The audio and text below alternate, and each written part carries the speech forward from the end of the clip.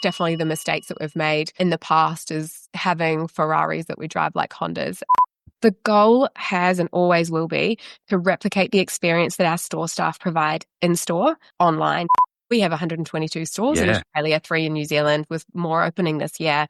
Supplements are that sort of thing that you don't realize you're out of it until you're out of it. So we do have a store near you. Welcome to Add to Cart, Australia's leading e-commerce podcast that express delivers all you need to know in the fast-moving world of online retail. Here's your host, Bushy. Hey, it's Nathan Bush, or Bushy, joining you from the land of the Turrbal people here in Brisbane, Australia. It seems like everyone at the moment is in a bit of a tiz around what's going to happen with search. Where is it all going to land? Will Google retain it, but will it look totally different? Is it all going to come through ChatGPTs and LLMs, or will acquisition look totally different than anything that we're seeing today? Who knows? But today's guest is not dying wondering. She is getting on the front foot of it, and she's already trained up her Shopify store so that in one foul swoop has already seen a 300% increase in traffic coming from LLMs such as ChatGPT, Perplexity, Claude, and Gemini. It's an incredible result, and she gives us the insight on how she did it, and it's actually not that difficult. But there's a great tip in there around challenging the GPTs themselves. Joining me today is the amazing Heather Earl, who is the head of e-commerce and CX at Nutrition Warehouse. She's got a massive job on her hands. Nutrition Warehouse now has over 120 stores around Australia and New Zealand, 9 home brands, each of which have their own online presence and selling through Australia and New Zealand. Heather herself is an amazing leader in the space, having picked up not once, but twice, Top 50 People in E-commerce awards. Today, Heather takes us well and truly behind the scenes and gives us the lowdown on how they're recreating their loyalty program, how they're on a mission to be the first company in Australia to get to 100 installations of Shopify POS, and what they did to turn around their product pages and increase conversion rates from their PDPs by 48%. There is so much practicality from one of the best retailers and one of the best thinkers about retail here with Heather. I can't wait to get into it with you. Thank you to our partners, Shopify and Klaviyo, for supporting Add to Cart. Here's my conversation with Heather Earl, head of e-commerce and CX at Nutrition Warehouse. Heather, welcome to Add to Cart. Hi, so excited to be here. Awesome to have you with us today. We've been talking about doing this for a little while. Always seen you on stage at whether it's Retail Fest or online retail. I'm like, we've got to have Heather on Add to Cart at some point.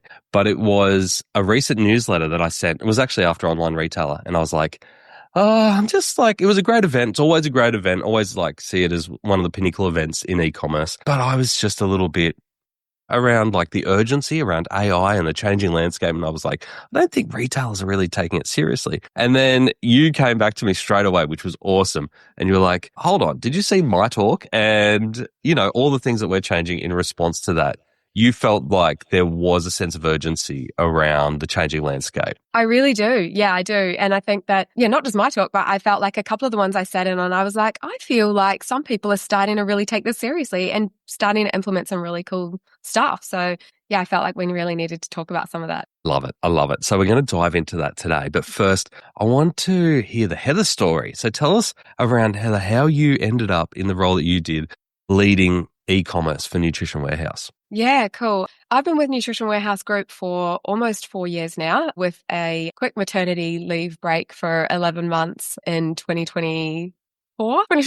What year are we? Yeah. And by the way, just dropping in a maternity leave between top 50 people in e-commerce in 23 and top 50 people in e-commerce in 25, and just having a baby in the middle. Yeah. I mean, I think coming back from maternity leave, that transition back the second time around was one of the hardest transitions that I've done, and being able to come back into an industry that is evolving rapidly at this phase. And I think that for me, coming back at that time, it was really like you have to hit the ground running. There was a lot that we had not done in a year, and I was starting to see other brands really overtake us and doing really cool stuff and going, I don't want to get left behind. So we put together a really ambitious roadmap and started getting on top of things that we'd wanted to do 2-3 years ago, really right away, because the tech had caught up. So it gave us the opportunity to start doing some of these things and really get stuck in. I think I came back with a real renewed passion for the rapidness of e-commerce, where everyone's going. I felt like the industry's never been closer as a community as well, which I think plays a really key role in how everyone's developing themselves as e-commerce leaders, but also as the brands are developing. And I'm seeing it happen right before our eyes. There's so many events going on at the moment. There's group chats, there's WhatsApps.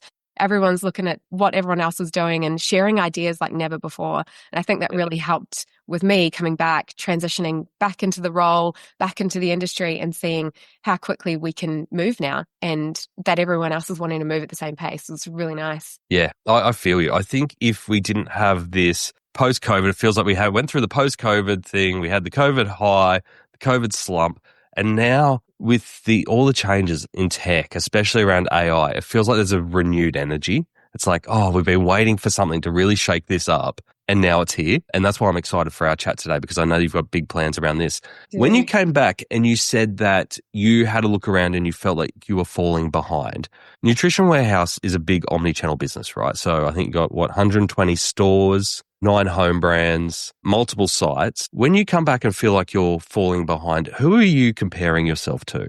That's a really good question. Actually, not just people that sell supplements, looking at other brands our size, multi-brand retailers, all of them that are, doing really neat things, and seeing the way that new websites are getting launched and new tech's getting implemented, and others that are using similar tech partners to us are doing better things with them and evolving with them and with those tech partners' roadmaps more than we had in that time. I felt like 2022. So after that post-COVID high, coming back in, I thought that was a really big turning point for tech changes. That was when we made our migration to Shopify. That was when we did our Klaviyo migration, which was huge, by the way, across all 9 brands. Getting them all aligned and on the same tech was so important to us. We have a really small team.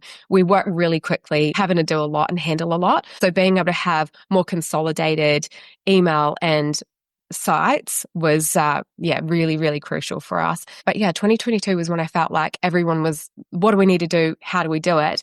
And then it was like everyone sort of rested on their laurels a little bit through 2023. 24 was starting to change, but this year's been the biggest, most rapid growth in a lot of brands, not just in the tech that they're using, how they're using it, how they structure their teams. And I'm seeing a lot of that out in the industry. And that's especially what we're focusing on, is how do we structure our teams to get the success that we want in CX, in online, in omnichannel, and what are the right tech partners? What do we need to be doing with our roadmap to be able to do that? And we've sat down as a business. We've got a really great leadership team who's given me quite a long leash to be able to look at a lot of things that I want to do, who's also really involved. Our COO likes to come to the industry events as well and be really involved. And that's really nice, like to have that support as well. Awesome. And so just before we dive into some of those things that you've implemented to accelerate that change and that growth, can you set the scene? You mentioned there are 9 brands. Are they 9 home brands that each have their own site and identity? Yes, they are. So we have got other multi-brand sites that we look after,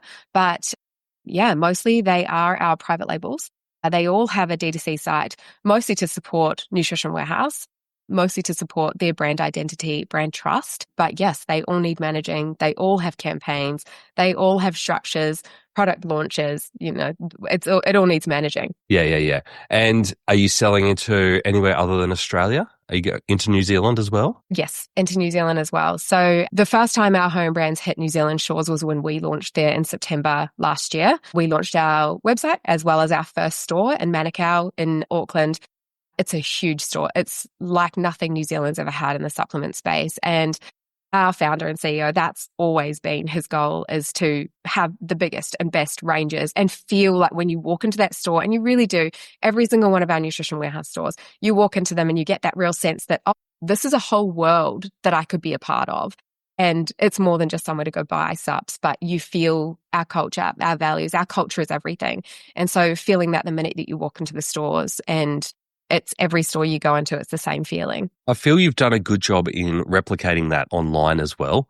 In terms of, you said that you migrated over to Shopify, but it doesn't feel like a Shopify templated store. How did you come up with that design and that flow? Because you got such a huge product range and it can be a complicated product. What was the thinking process around discovery online? The goal has and always will be to replicate the experience that our store staff provide in store online, and being able to get that not just from a product experience point of view, product knowledge point of view, but the feel. And it's not finished. It's always evolving. There's a lot on our roadmap to help solidify that feeling. I mean, the Shopify POS migration is a huge part of that. That's going to give us that one source of truth for inventory, customer data, loyalty, promotions. It really is our true omnichannel ownership. And being able to have that helps unlock those new levels of what we can achieve to really come back to that goal of having that same experience, no matter where you are, no matter what touch point with Nutrition Warehouse, you feel a part of our community. You feel like you're one of us and you feel like you want to be in it.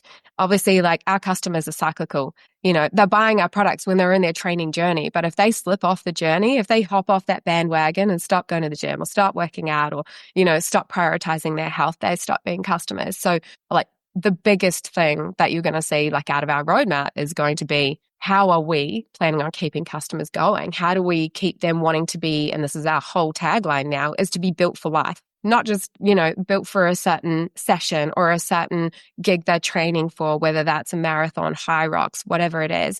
Like, obviously we want to help them on that journey, but how do we get them built for life? You've got your tired mums, your tired dads that need the energy to keep going just in the day-to-day. But yeah, supplements have gone far beyond just protein or mass gainers or your creatines. There's so much more now that we have to make sure that our store footprint is really there for, and also our online footprint, that when you're shopping online, you feel like you're in the journey, that you can easily find what you're looking for. Navigation will always be the key to online shopping, and having a seamless navigation that feels like you're shopping a store and that you can browse but still find what you're looking for with the advice that you need to be able to make that purchase decision is the whole goal for us. And I don't think it'll ever stop being the goal. When you designed that Shopify shopfront for the first time, and I'm sure it's evolved since then, was there anything that you did that you looked in store first and went, our customers have this experience, or our teams do this in store, that's something very specific that we want to replicate online? Absolutely. Pieces of the advice, the way that they structure when they talk about the nutritional panel, or when they talk about, like, we've switched from having short descriptions to bullet points, simple things like that, is how our store staff would talk about our products and how they'd recommend them, which brands we have partnerships with that need features here and here and here. That's definitely helped shape part of the website. But yeah, like you said, it's gone through a million iterations and it won't stop doing that. It won't look like a standard Shopify store because it's really not. There's so much customization. We have a really incredible in-house dev team who are just as hungry as me to really build great website with a great experience. And it's not stopping. So are you building on your own custom theme at the moment?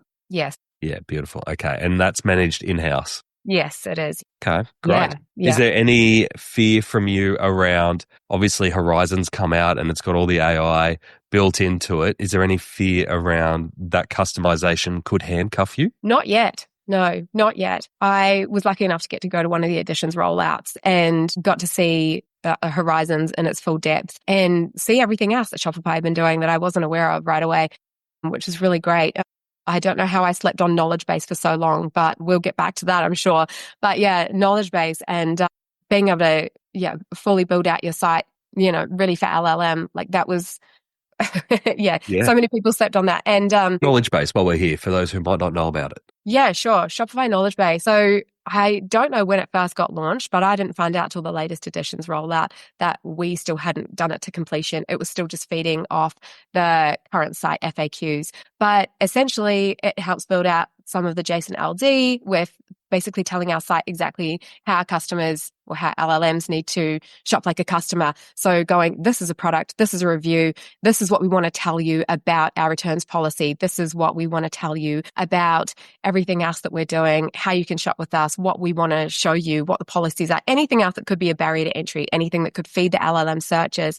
So building out the knowledge base, and again, we had to do it for 9 sites, but doing it for all of these, and then using the LLMs to help feed what the knowledge base needed to have in it to be able to tell them exactly what they wanted to see from it, what our customers are looking for. So doing the AI you set it up searches. and then you tested it in the LLMs to go, I hey, did. Yeah, not just that, but also when, if you were building our Shopify knowledge base, what would you want to find in there? What are our customers looking for so that I know what I can put in there? And I mean, it seems really simple, like looking at it after the fact, but when we were doing it, it's like, well, we may as well ask the robot what it wants. Yeah. And when you're asking the LLMs, what are you mainly focusing on? Are you mainly focusing ChatGPT, Claude, Perplexity? Yeah, mostly those ones. Yeah, so those are the main ones. Also Gemini, just checking in.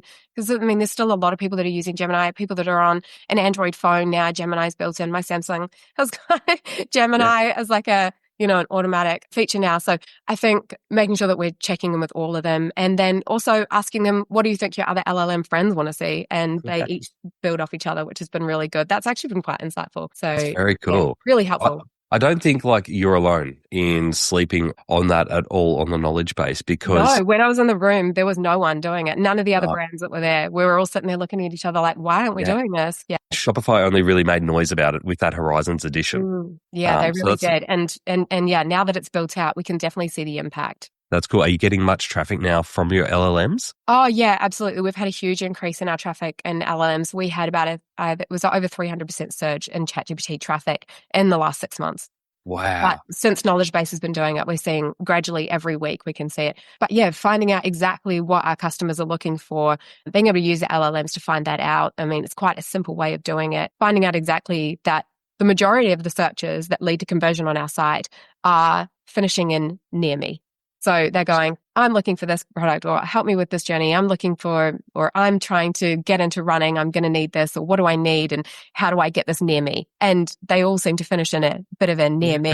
And I mean, why wouldn't we be leaning into that? We have 122 stores in Australia, 3 in New Zealand, with more opening this year.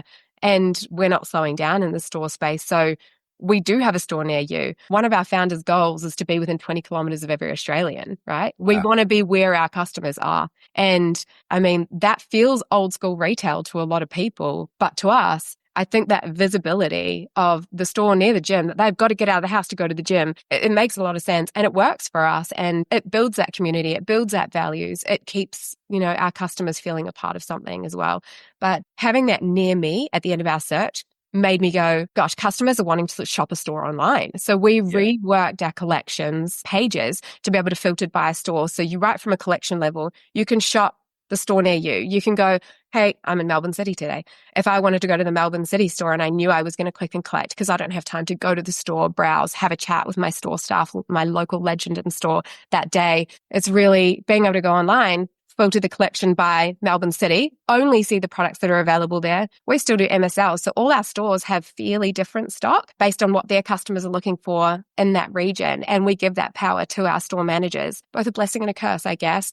But from a tech point of view, curse, but from, a customer point of view, great. So for us, having our collection pages be able to be filtered by store so that you can shop the click and collect part of your journey far earlier on. A lot of people with click and collect have that intention as they're on site at a very early point. So having click and collect happen at checkout, which is what we did have early last year, where the earliest point where you could select click and collect is at checkout. And then it goes, actually, that's not available at the store near you that you actually want to shop from. It's only available online. That really hinders people. So bringing that earlier in the journey at the collection point not only helped us to feel like we were replicating that store experience, but it took away a really big barrier to purchase, a huge drop-off point, increased our bounce rates. Yeah, it helped a lot. You're also giving every physical store their own online store by doing it that way, right? We really are. After those learnings coming back from the LLMs, like leaning more into that, featuring that more heavily, we're reworking our entire store locator, the store landing pages, to help better suit that model. Yeah, okay. On the traffic from the LLMs, are you finding that it's quality traffic down the bottom of the funnel, or are you finding that it's more exploratory? Exploratory. Yeah. Exploratory. I think the AI shopping assistant space, which is something else that, we are, looking at, and I feel like a lot of people are looking at it right now. There's a lot of different tech partners popping up in that space, being able to do the AI chat better or be able to do the AI shopping assistants in really clever ways. But customers are still not used to that part of the journey. So having it, whether it's in your search bar or if it's replacing your chat or if it's a pop-up that comes up, whether it's on the PDP, like a few of them are doing right now, we're exploring how our customers really want to see that. And I think that's also going to really change the way that customers feel like they're shopping a store online. Yeah. I could imagine there's a huge opportunity for you around the technical ingredients and matching it to lifestyles and outcomes and goals for people. Yeah, definitely. And the way that they are exploratory inside the LLM, the ones that already have an idea of what they're looking for are the ones that are going to be utilizing more of the shopping assistant online. We feel like we really want to drive those customers to be doing that search on-site rather than off-site, because off-site, they can then go all these competitors, whereas on-site, they're really going to be convinced that we're the ones that know what we're talking about. Our biggest challenge is always going to be the guardrails in our industry. So that's meeting TGA requirements, also being really careful to not tell someone, hey, this is absolutely going to hit your goals. But, there's a lot of, borderline health advice on a lot of the different supplements, and making sure people know that they're making the right one, choosing the right ones for them, making the right decisions around their goals, being able to support them on that journey to be built for life is so vital to us that if we've got the guardrails up but can still replicate how our staff really hit that, we have our 6 steps to wow. That's what we live and breathe in store. And being able to meet those same sort of, sales journey through the shopping assistant is going to be the challenge. I think, I totally agree with you. And I think that TGA piece is really important because you actually can't go out and go, great, you need this product because it does this. You have to you have to be careful around the claims that you make. Yeah. There's also a piece in here, and it struck me when you were talking about the near me searches. That's an old way of searching. That's a Google way of searching, right? But customers are still using it, even in LLMs. Absolutely. So we've got to be really careful that we don't go full bore ahead in terms of what we know these are capable of and, designing them for queries, especially if they're on site, that customers just aren't ready to put their queries in that way, because sometimes the hardest piece for a customer is knowing what question to ask. Absolutely. I think knowing exactly how to get to the point without asking the right questions to be able to meet their, their health and fitness goals. A lot of them are looking to just be healthier and getting the right supplements that aren't just here's a mass gainer so that you can go and that's not right for a runner. That's just getting into running. So I think the personalization is going to really be a key point of that, and how we can be using AI for personalization in really clever ways. And there are some great tech partners. We are meeting with a lot of our current vendors and tech partners to align ourselves on their roadmaps. And I kind of talked about this a little at Online Retailer, and the fact that you can do probation periods with tech partners. You can try things. You don't have to be married to it forever. And making sure that you're just clever when you're doing your contract work, that you're building that space in to be able to try things and see if it's right for you. Test things on dev stores. Do it. There's no reason to put something on your live site and feel like we're stuck with this now. I think we're in such a space where everyone's trying to catch up in a tech world in what their offerings are, how they overlap with other offerings that you may have on site already, being able to make sure that you're not cannibalizing those different pieces so that it almost clutters the journey that you've got. I think for us, right now, a really big focus in that is going, okay, how can we test this piece without it affecting that? And everyone's trying to consolidate their tech into one platform, and we're trying to separate out the pieces that make a lot of sense. Do you have a similar tech stack across all of your brands? We would like to. We are, that's the goal. Yeah, okay. So can you experiment on some of your lesser known brands or your... We definitely do. Yeah, okay, we makes definitely sense. do. But they do have different structures, different customers, and different products. Nutrition Warehouse has over 9,700 SKUs. So it's really different to testing something on a private label site where there's 25. So yeah, really different. And I love the point that you made there before around jumping on the roadmap of some of your trusted partners, because it can be overwhelming at the moment when there's so many options out there and everyone's got a new AI solution. There's a lot of point solutions that are coming out, which are low cost, easy to add in, but can add complexity pretty quickly. Is your preference always to jump on the trusted partners? And if so, what are you most excited about that you're seeing come down the roadmaps at the moment? Yeah, cool. I'm really lucky to be on the advisory board for Akendo. And I was lucky enough to go to their offsite and be able to see what's coming in a really high level for the roadmap. There's some great things with reviews and how you use reviews and how we consolidate that. I mean, it's customer data. It's right there. It helps us with our data-led decision making. That is a big part of our journey right now, being able to turn insights into growth. Yeah, building it into our CSAT, the insights that go back into our UX decision making. So yeah, things that they're working on that I'm really excited about. Any major changes to reviews? Because they haven't changed in 20 years, right? The way we write reviews. Is it more about what we do with the data and the insights from them, or is it how customers leave reviews? I think we've done a lot of work to our customer journey to make sure that we're asking for reviews and incentivizing reviews at the right point. I think we've done a great job of that already. But as for how we use the review data, I mean, how many of us are getting insane amounts of customer data? Being able to have, with NPS as well and going, okay, what do I do with this now? Who's looking at it? Are people really making the most of that information? So yeah, I'd say about 6 to 8 months ago now, we started to really look at, okay, with that data, what can we do with it? What do we need to be doing? How are we going to make decisions around what we're doing based on that data really heavily? And it has really changed our thinking in team, as well as, I mean, I could talk about this. We are kicking off with Humi soon. Oh, nice. We're in the middle of our point of sale migration to Shopify, and then that unlocks a few other things that we'll be launching. Once those are launched, we're going to kick off with Humi because I think they've built an incredible tool to be able to use real customers to give, mystery shopping online, like genius. Why had no one thought of that before? Amazing. So being able to use that information from those real customers onto how successful, where those friction points are, what we could have done better with those launches, or if there are other things, other gaps that maybe we haven't seen. Customers will always break your website better than you can. Yeah. How are you, because as the owners of that data within your team, whether that be reviews data direct from customers or Humi data from mystery shopping your sites, I can imagine there's lots of teams in your organization that could have ideas or insights that come out of that.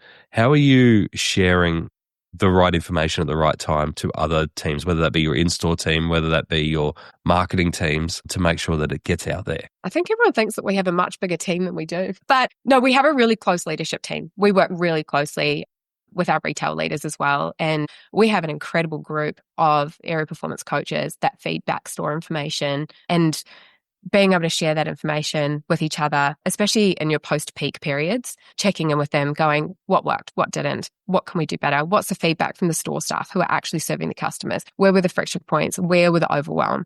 And being able to use that alongside the customer data is a huge part of our BFCM plan this year.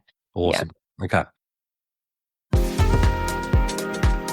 There's the age-old question. What is the acceptable lifespan on a pair of undies?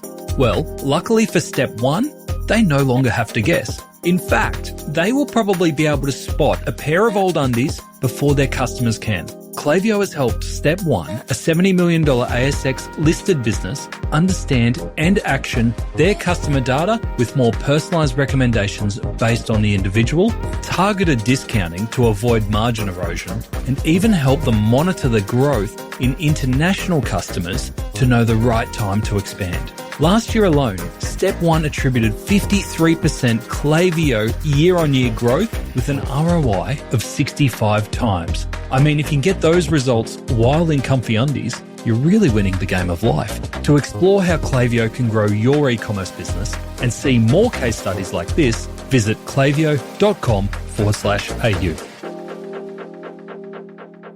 I'm really keen to explore with you around what you were talking about with the Built for Life, around identifying your customers at the right moments in their right goals. I can imagine how tricky that is, because you're not like a teen brand in terms of you sell fashion just for a certain demographic. Anyone can shop at Nutrition Warehouse, right? And you said it before, we might have runners, we might have busy mums. So you have so many different customers that could be busy mums to runners to gym junkies. And then it's up to you to determine what group they fall into. How do you first determine who someone is and what kind of cohort they might fall into, and then track their behavior throughout that journey? Yeah, that's a great question. We do have multiple customer archetypes. And it's always been one of our greatest challenges.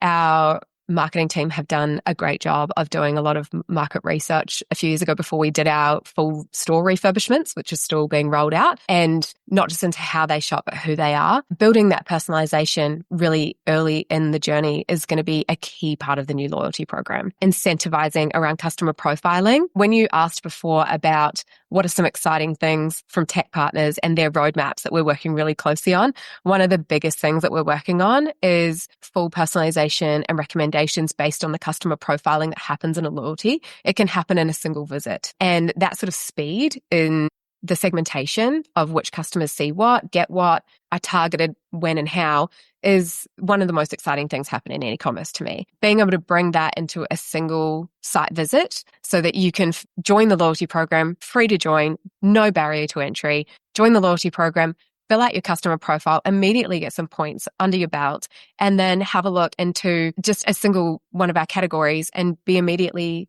targeted with the personalization, the merchandising or searchandising of how that looks for you based on how you've already done your customer profile.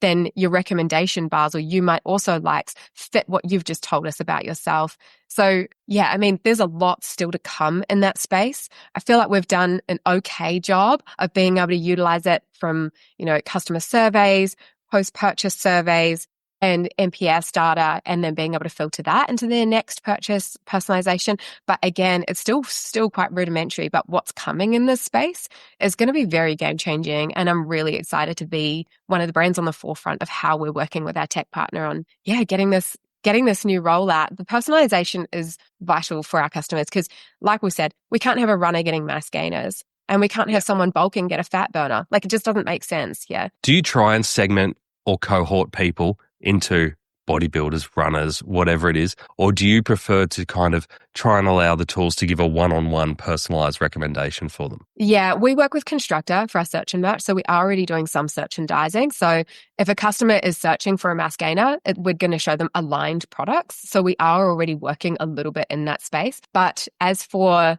we aren't segmenting our customers and putting them in a box because people's goals change, especially someone that's training for comp. They go through their bulking season, they go through their shred seasons, and then they come back out into their rest seasons. And, that cycle is completely different products for that journey. So a customer could have 4 purchases over a year, 1 every season. That's completely different. Yeah.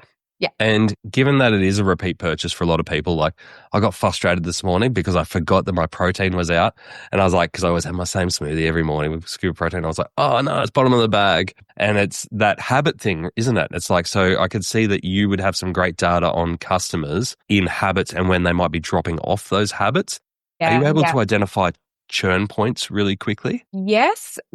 First question, did you order your protein this morning and get it same day delivered and have it within 2 hours? I did not. No, because you could have. Same day subs is right there for the taking. So that's the whole reason why we did same day subs. Yeah. Is because we had customers that would be in our minds, they're going to be in the office. They've got to the office, they want to go to the gym in the afternoon, they haven't got their pre-workout. And they're like, there's a lot of people who just won't be able to train without that caffeine hit, right? Yes, exactly. Like, it's a mental thing too. There's no point me going without it. I need it. So there's definitely that. And sitting in the office, so being able to just get it delivered to the office within 2 hours was a no-brainer for us. It was just such a missed opportunity that no one in our industry was doing. So supplements are that sort of thing that you don't realize you're out of it until you're out of it. You don't You don't think, oh my God, I need to stock up until it's gone, or until you get the SMS, one of our many SMSs telling you, hey, this is on sale, or maybe stock up, or you haven't purchased in this time. So the churn points are something that we really take into consideration in our flows. We work really closely with our Klaviyo reps so that we can make sure that we are hitting those points and really optimizing on those. Yeah, awesome. I want to hear more about the same day subs because it's such a good initiative. So what are the rules around it? So 2 hours delivery, I'm assuming that you've got to order before a certain part of the day and have to be in a certain radius to the store? I'm going to give you the little backstory about same day subs. We were at Retail Fest. I was with my CEO and COO. It was just after we were just completing our Shopify migration 2022. And I met Greg from Render and I was like, this guy's a legend. And he was talking about his delivery. And then I sort of turned to Grant, our CEO, and was like, wouldn't it be cool if we did same day subs? He went back and trademarked it that day. We just had that as a bit of a goal in the back of our minds that we need to be able to make sure that we have the right tech to be able to do that. Now, we'd already started with our click and collect journey the minute that we got on Shopify. So we were already quite far down a timeline and through, this project, but same day subs just wasn't going to be possible. So we had to go through a massive migration of our click and collect. When you've got a store network like ours, the change management of that is really big, and especially in how they process it every day, how they can do it really quickly in store without it causing friction to the customer experience of the person coming in right in front of them. And, being able to pick those orders without it feeling like it impacts, the journey in store. So because you're almost turning them into a fast food restaurant, aren't you? Yeah, there's a little bit of that. So, we already have 30% of our online orders are click and collect. That's a big bulk. So we have really busy store staff picking those click and collects. So making sure that we can make it easier for them as well as a better experience for the customer overall was really vital, and balancing act, because a lot of times the tech that's great for the customer isn't the best one for the in-store staff. And we have over 300 staff members, our local legends, as we call them, and they are incredible at what they do when they have the customer in front of them. But being able to process these, I don't want them to feel, flustered. I don't want them to feel like busy work. I want them to see that customer of that click and collect is just important as the one in front of you, and how can we serve that just as easily and just as seamlessly. And then when we started with same day subs, which became possible after our migration to Browse in August last year. Oh my gosh, it hasn't even been that long. August last year. So we did that migration to Browse. The Browse team were incredible. And the work that we did together on knowing what our end goal was and then having them build to have that same day delivery experience, the work that we wanted to do with Render, which feels nice. It's full circle. We got there in the end. To be able to do that work with Render was the most important part of the migration. And so every piece of the puzzle was really built with that end goal in mind of being able to have it be a really simple experience, not just for customers, but for the store staff as well. So same day subs has actually been a really fun, long project and a bit of a passion project of mine for sure. Is there anything that you've learned with the same day subs for maybe other brands who are considering shortening their timeframes that has helped, that you've kind of realized as you've gone through it in terms of change management and helping the team service this customer better? Anything that you've changed or any light bulb moments? Yeah, I would say so. I mean, we offer it at all of our stores, which probably isn't a necessity for a lot of brands. We do have some stores that are lucky to get like 1 or 2 click and collect orders or maybe 1 same day subs order a week. But then we've got others like our city stores, which are just busy. Like that's a huge part of their day to day now. They have a huge uptake. So I think you don't need to launch it everywhere, I would say. And we tried to do everywhere all at once, which is just, very my personality is everywhere all at once. And I think no customer left behind was kind of the idea in my mind. But I think you don't need to do that. I don't think you have to go as hard or as fast. Making sure that you work really closely with who your partners are on it and getting them to know exactly the experience that you want at the end while you're building, because it's easier to build it than it is to fix it, especially when you've got change management for store staff. Yes. Yeah. And is there a premium delivery cost for customers for same day subs? No, we have a flat rate for same day subs, which is amazing. And we've done that based on the radius that we chose. And look, for the type of products that we have, delivery from our warehouse, because we deliver everything from our Gold Coast warehouse otherwise, was so expensive. It was a huge cost to the business. And when looking at our operational efficiencies, shipping was the no-brainer to go, what do we need to fix and how do we do it? And we still have a lot that we're rolling out in the meantime with Browse and with Render to be able to support us on the ship from store journey. So, there's a few stores that are trialing it, some that are doing it in different ways to others. There's a lot coming in the ship from store from Australia Post and from other providers, but last mile's changing rapidly in Australia. People expect the Amazon experience. So how do we provide it? And with our store network, it was, we actually can for the majority of our products, 80%. Competitive advantage against Amazon. Exactly. Yeah. 80% of sales come from 20% of products. The best sellers are there and they are high and they are always going to be those similar products. And being able to offer those from, our entire store network in 2 hours is, it's a no-brainer for us to just really lean into that a little bit more. So if a customer's selecting standard shipping on site, but they live within a 7K radius of one of our stores that stock that product, we're sending it from that store and they'll have it next day. That's something that we can offer now, and that's really wonderful. And while we're learning from our mistakes and only doing it at a few stores at a time, so we have a gradual rollout plan this time, much to everyone's delight, it makes it a lot easier for us to really test how, when, the timings, the costs, and fill it back through all of the different channels to make sure that we're all right from, the point that the order's placed, that's the end goal in mind. Yeah, awesome. Keen to touch on Browse and Shopify POS from an in-store experience. We've had Leon from Browse in the early days of Add to Cart. He's a great guy and I love what they're doing there. I've actually worked with a couple of clients with Browse as well. So it's a great product. Obviously, there's a little bit of an overlap with Shopify POS. How are you planning on bringing those two together? So we, as of yesterday, have 51 stores onto Shopify POS, which is amazing. Wow. The migration's happening really quickly. We're in a bit of a race to be the first to 100 in Australia on Shopify POS. Would you be the first? We will be the first to 100 in Australia. Yes, that's the goal right now. Cool. So we are being really ambitious with trying to do it really quickly. Getting hardware has been probably the biggest challenge.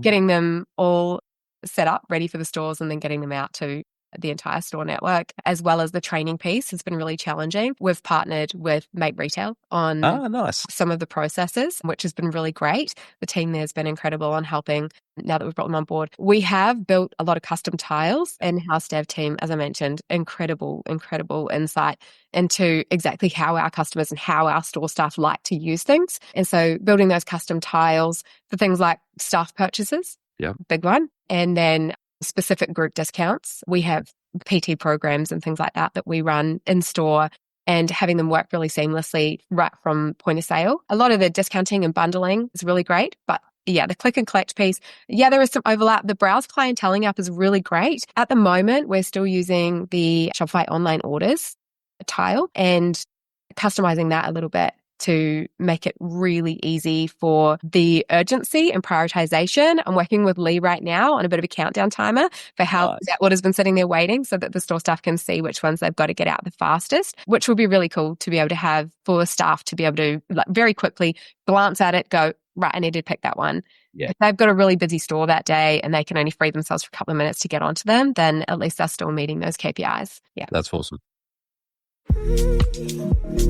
Shopify is committed to keeping their merchants at the cutting edge of innovation, and the features released in their Summer 25 edition are no different, as they give brands the tools that they need to work smarter today and thrive in the future. For example, Shopify's AI tool Sidekick just got a lot smarter. It's able to synthesize data from multiple sources simultaneously, moving beyond basic Q&A to solve complex business challenges. They've also made scaling globally even easier with Shopify Payments. You can now manage various business entities and settle up in multiple currencies from a single store. And for in-store, POS has been redesigned, making the day-to-day experience for retail staff easier with improved search, intuitive navigation, and a more flexible cart. Check out over 150 features that have been released by searching Shopify Summer 2025 edition. With the Shopify POS, great that you're partnering with Aaron and the team at Make Retail. One of the things that Aaron was talking about that he's been surprised in is that, yes, the hardest part for them often is pulling out the old boxes of computer hardware and replacing them with what is essentially a tablet. But the thing he's been most surprised in is that the team in store are often training themselves, because it's not like old POSs where you actually have to take them through a whole training process, because it's a little bit more intuitive, because it's touch screens, it's like easy to use. Are you finding that with your team? Yeah, really intuitive. The team that's been doing the rollouts has fed back the data that the younger staff members really just pick it up and go, because it's a tablet and essentially an iPhone, and the way that they use it makes a lot of sense to them and is really easy. The buttons are clear, the process is clear, and it's fast. Which is the biggest piece of feedback that we're getting. I would say from a lot of our legacy staff members, I think the challenge has been that it is too fast, and it's almost like the decision gets made before they feel like they've put in all the things or asked all the questions that they feel is going to get the best result. So it's really about restructuring that 6 steps to wow that we talk about to be able to make a lot of sense with the new hardware as well. I can imagine too the ability for your team to have those handheld devices walking around the store and showing customers different products would be key to how you operate. It really is. And some ideas came, and we were just messaging about them last night around this, that if a staff member is then out and about and they are got the device in their hand and they're walking around the shelves and discussing someone's goals, if they're not armed with the answer to exactly what the customer is asking or a process on how to do something for that customer, being able to build, a specific Nutrition Warehouse GPT into our intranet so that they've got that on the device or into POS somehow so that they can ask those questions and get those answers right away is something that we're going to start looking at as well, just to be able to make it really quick. Obviously, like our staff members are just as used to GPTs now as we are. That's how they like to search. They like to get the answers really quickly. They don't want to have to wait. They don't want to have to research. They just want to ask it and get an answer. So being able to do that really generative and like conversational QA while they've got the customer right next to them and get the answer that the customer really needs, but using all of our, we've got a lot of industry insights. We have some incredible product knowledge within our support office team. So being able to feed that into it so that they can get that information direct to the customer, but alongside like staff information is going to be really different to what then we do with the AI shopping assistant, because the AI shopping assistant isn't going to be built as a tool for store staff to be able to help the customer in front of them, but it's really for customer facing. So I think they're going to be a little bit different. Yeah, I think that'll be a neat way for us to really take advantage of the handheld. That's exciting. That's cool when you have it as an information source, not just an order taking device. Yeah, as a business, retail is so huge for us. So I think we keep coming back to it, but like being able to support our store staff when they are supporting our customers, they support our community more than anybody else. They're there, they're living, they're breathing our values, and having them come right across to that, again, coming back to we just want to feel like this community that when you step in a store, you feel a part of something.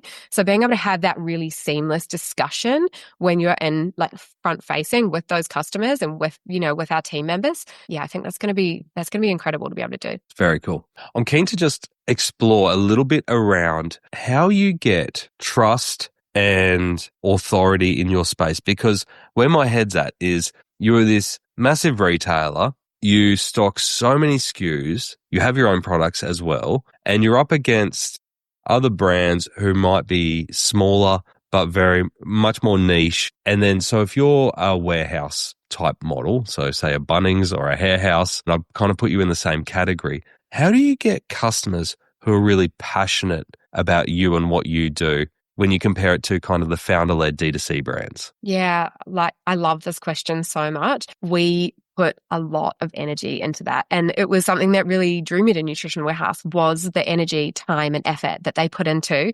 understanding every single one of their products that are on site, understanding every product on shelf, and everything that we develop in-house, all of our private labels, being able to not just develop a product that they see a need for, but making sure that it is quality, it is trusted, it is certified, and then getting the store staff. We have our annual leadership conference internally. We had it 2 weeks ago, and we just descend on a hotel in the Gold Coast, all of our store leaders, our APCs, our support office leaders, and Grant comes in, we get the values going, everyone's pumped and everyone leaves fired up and believing in the products that are coming. Everyone's on board for not only I get to share our e-com roadmap, the things that are coming digitally and our project roadmaps, but our private label brand manager and our head of NPD, they go through everything that's coming, everything that we're developing, why. They get to taste test it, they get to take it home, they get to be a part of that journey as well. And we have such an incredible knowledge-based team that lead our private labels. So Perrin, he is incredible and he works really closely with our NPD, and they develop products that are, they're very, very high quality, and we believe in them and our staff believe in them. And that really filters to the customer, knowing that they're getting expert advice, our store staff.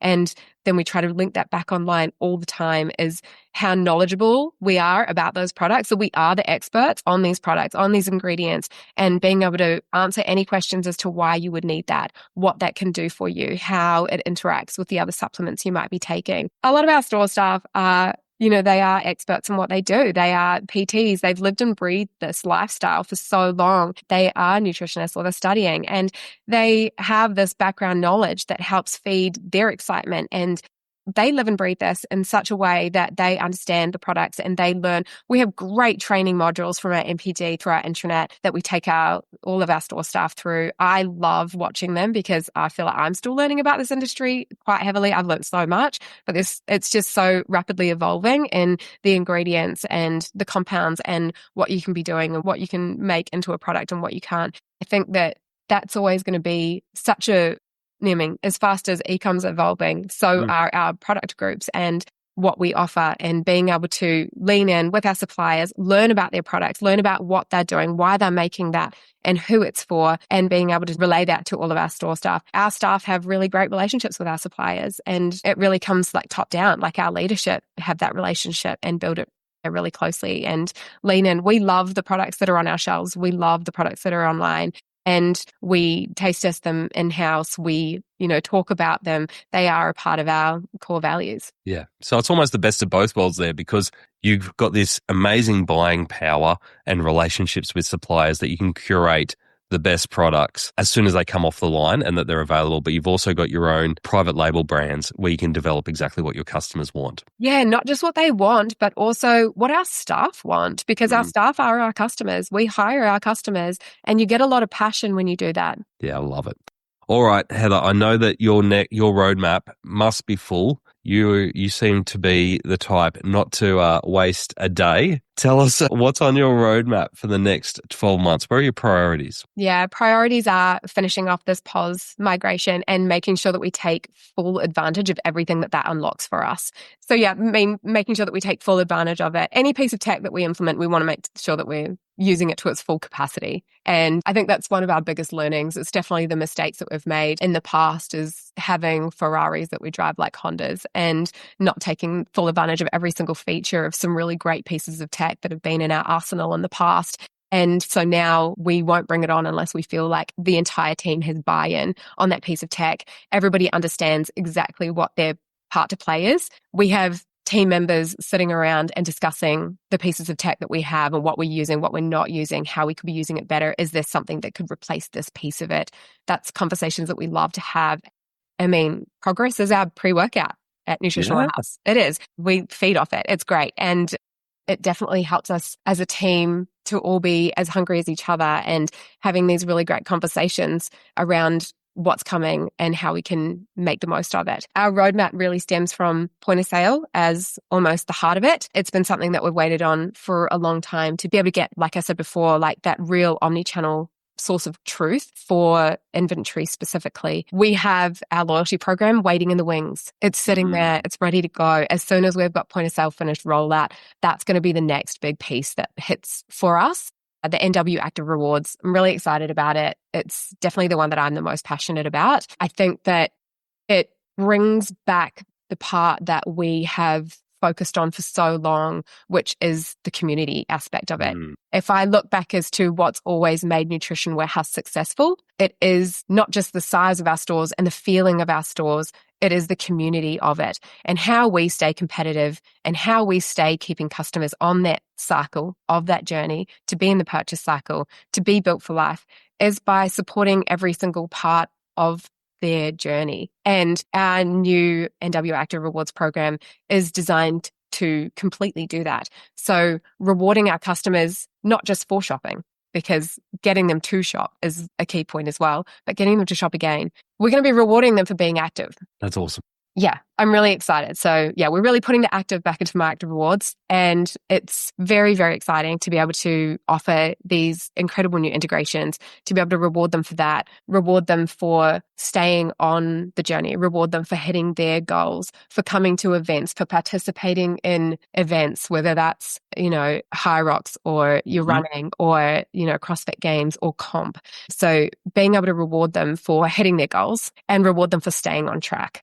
It's almost like we're part of your goals, and how do we help you hit your goals? Well, the thing is, we are part of their goals. Like, we wouldn't be here if people didn't have goals. And so being able to support those goals in the best way that we can, not just with information. And education is a huge part of what we do. Our blogs, our EDM strategy, a huge part of that is the education. And we've been really lucky that we've always lent on that. So when the LLMs came and it was LLM, how do you get found? We were quite lucky that we already had a lot of that at our disposal to be able to go straight into, lean into, and leverage again in this new age. Putting that back as a focus for our loyalty program has been a challenge because most loyalty programs are either there for conversion or community, and being able to build them together is going to take a lot of time and a lot of effort and a lot of buy-in from every single one of our team members. But the feedback we got from our latest conference of our NW leadership was everyone is really excited. They all think we're on the right track. We're excited to see what customers think and get that rolled out. So that's going to be the next big piece.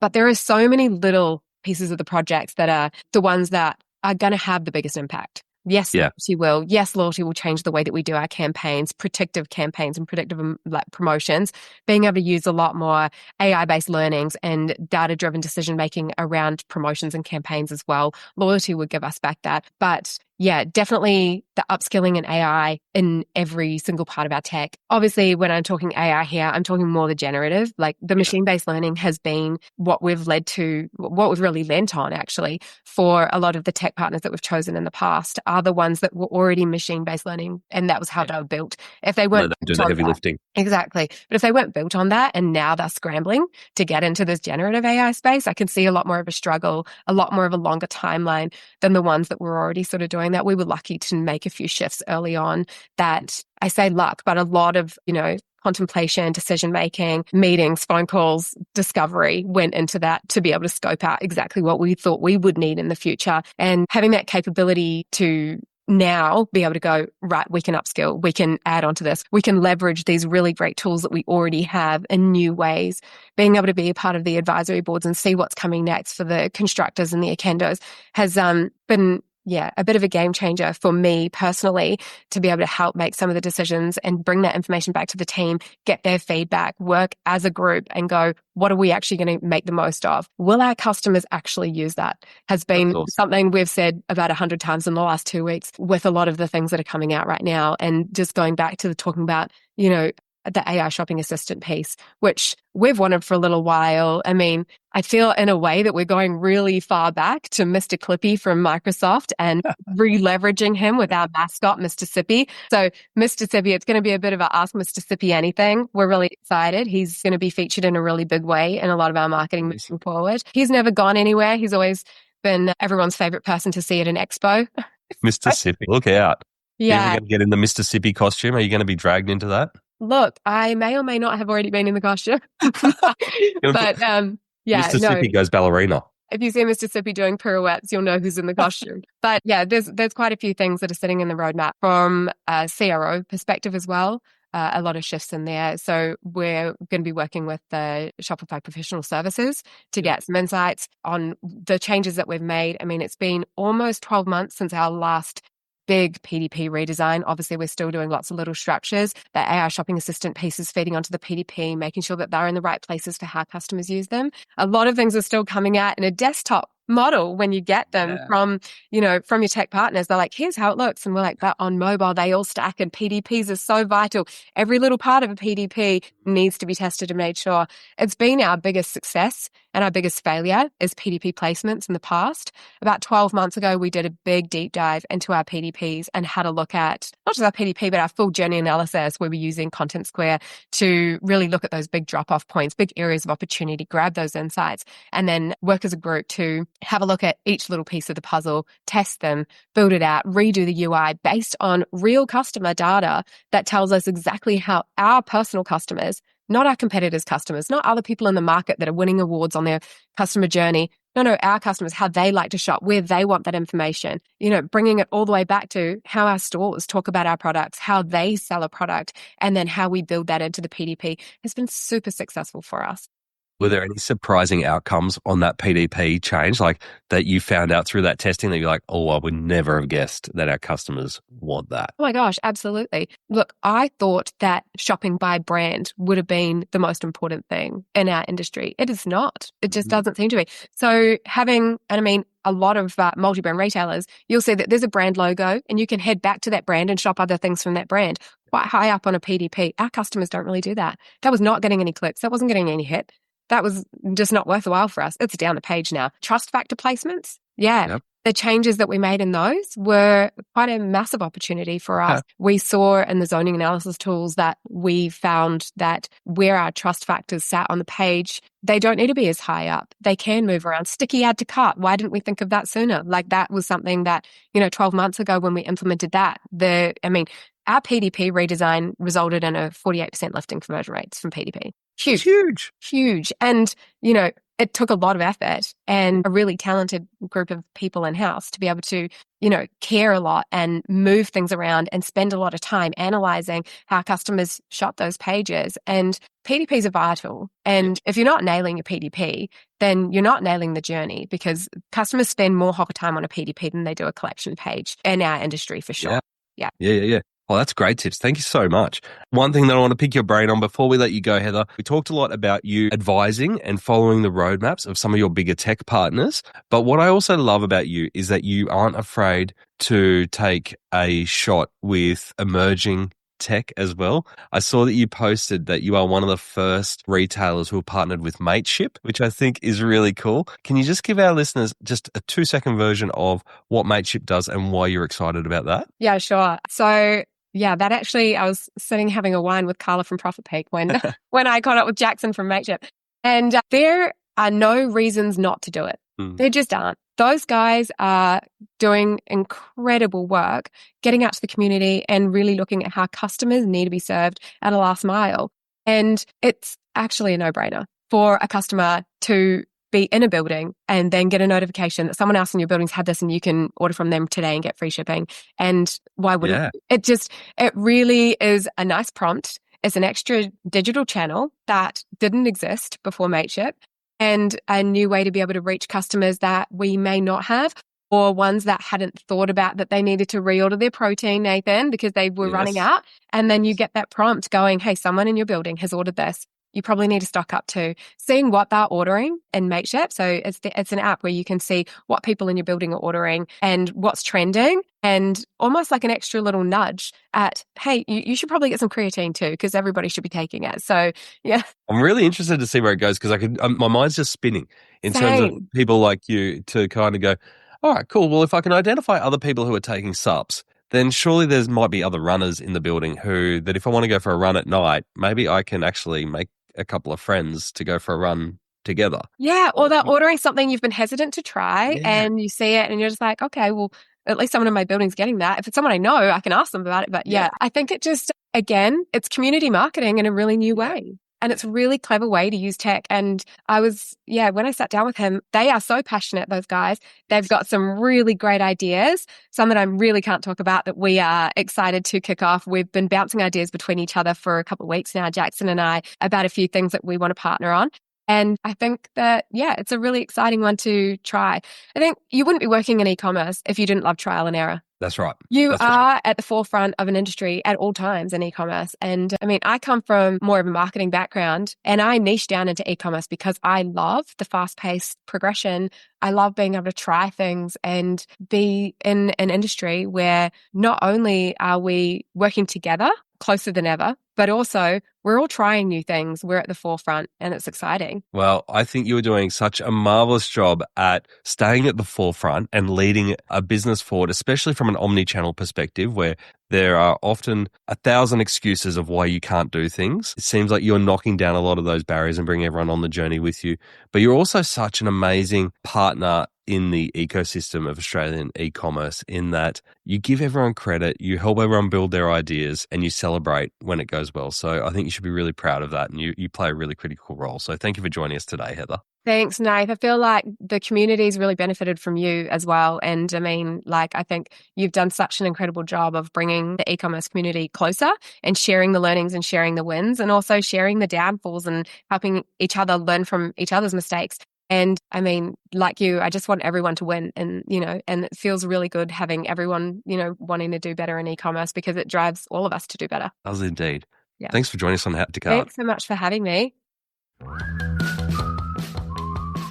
How good is Heather? Like, there was no thought there of holding back and keeping some secrets.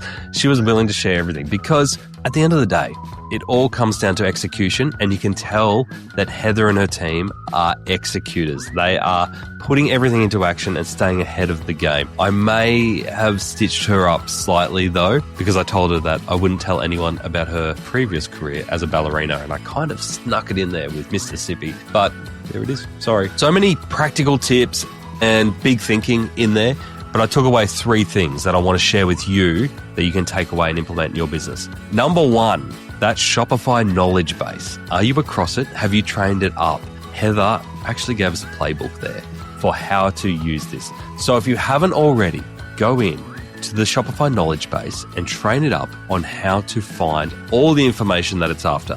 But Heather added that extra piece of gold here. Don't just stop when you think you've done it there. Go into each of the GPTs and challenge them. Go, what would you like to know? And then update that knowledge base for what is fed back from those GPTs. That part of the step is brilliant and is the thing that will take you to the next level. Hopefully achieve the 300% increase that Heather and her team achieved. Number 2, product pages. Have you revisited them anytime lately? If not, it's time to get testing. We heard the incredible result that Heather and the team got, 48% in increased conversion rates. I mean, who doesn't want that? But it won't come from just settling on the themes that are there right now.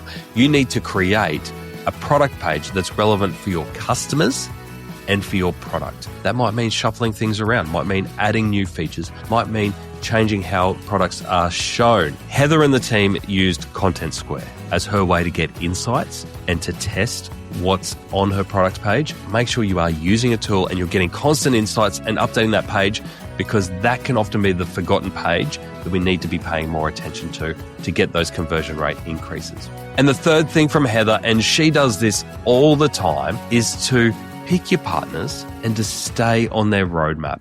It doesn't mean that you just sit there and you wait for whatever is released. You need to be active and you need to be asking for new features and planting new ideas so that they come down the pipeline and they remain a great partner over time. It's one thing to sit back and just complain about what's being released. Partners are actually asking for your input and your advice as retailers. Heather has gone the next step and is on the advisory board for some of those partners, and that is a brilliant step as you get senior in your career.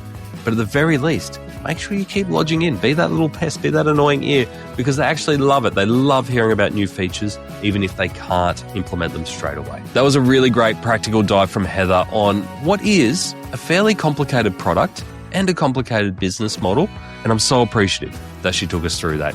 All right, if you liked what you heard today, make sure you hit that subscribe button, whether you are listening on Spotify or Apple, or you're viewing us on YouTube. Subscribe and we can keep bringing you more e-commerce stories and more e-commerce learning that will help you in your career. And if you haven't already, jump on over to addtocart.com.au and join our community. We have over 500 e-commerce professionals in there that are discussing all the questions, all the problems, all the little bits and pieces that they want advice on, because you shouldn't have to do this alone.